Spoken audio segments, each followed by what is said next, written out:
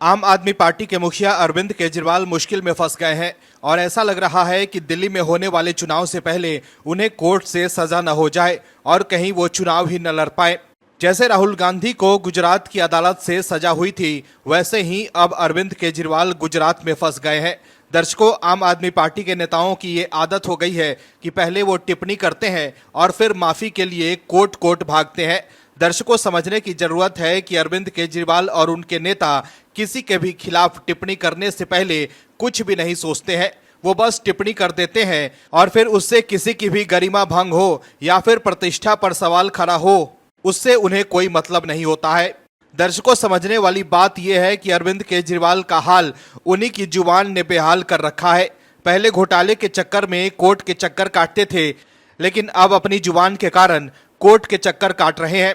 अरविंद केजरीवाल ने जो टिप्पणी पीएम मोदी की डिग्री को लेकर की थी, अब उसके कारण उन्हें कोर्ट में पेश होना होगा और कोई बड़ी बात नहीं है कि उन्हें इसके लिए सजा भी भुगतना पड़ जाए, क्योंकि केजरीवाल के वकील अभिषेक मनु सिंघवी की लाख कोशिशों के बाद भी अरविंद केजरीवाल की दाल नहीं गल रही है। आखिर कैसे कोर्ट से अरविंद केजरीवाल को मिला है झटका और कैसे सिंघवी की चालाकी हो गई है फेल, बताते हैं आपको इस रिपोर्ट में।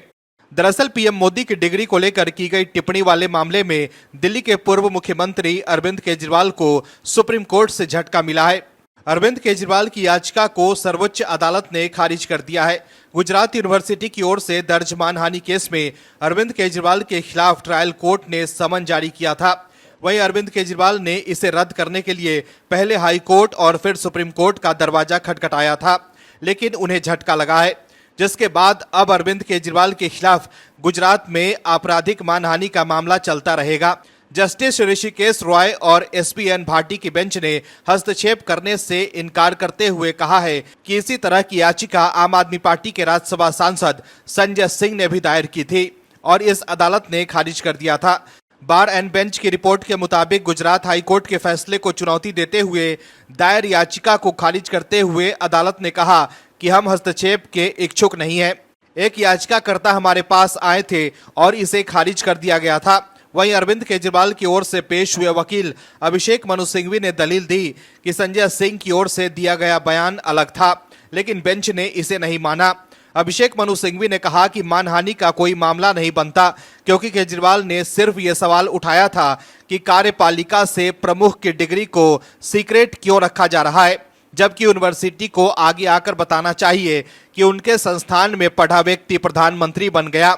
वहीं सुनवाई के दौरान बीच में एक बार सिंघवी ने अरविंद केजरीवाल के पश्चाताप की बात भी कही, लेकिन विश्वविद्यालय की ओर से सॉलिसिटर जनरल तुषार मेहता ने कहा कि केजरीवाल को मानहानि वाले बयान देने और फिर पश्चाताप करने की आदत है। तुषार मेहता ने कहा कि उच्च न्यायालय द्वारा CIE के आदेश को खारिज करने के बाद उन्होंने एक प्रेस कॉन्फ्रेंस की, जिसमें उन्होंने हमें बदनाम किया। इससे पहले गुजरात हाई कोर्ट ने फरवरी में समन पर रोक लगाने से इनकार कर दिया था।